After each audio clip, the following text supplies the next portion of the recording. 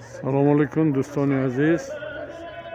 امروز 20 دکامبر سال 2022 گروه ادیبان و طبیبان در سر آرامگاه شیخ عطار نشاپوری هستند.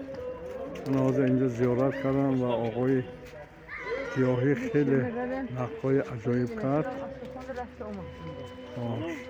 امروز ما هم عمر خیام زیارت کردیم. اتوبوس سوار شیم بریم.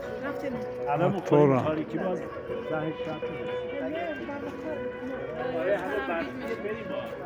این رابطه های دوستی باید در آینده برقرار شود، زیادتر رفت و آمد شود.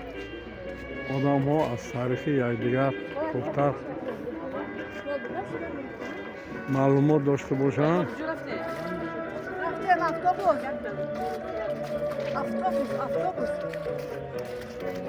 آقای گیاهی یک شعر خون اینجا.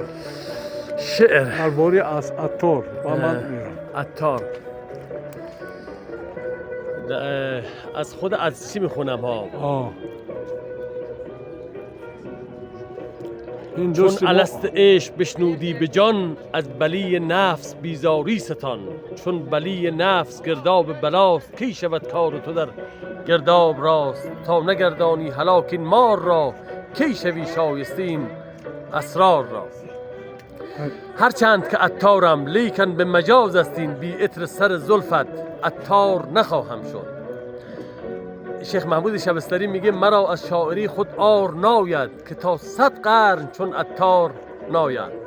تشکر زیاد. سلامت باشید.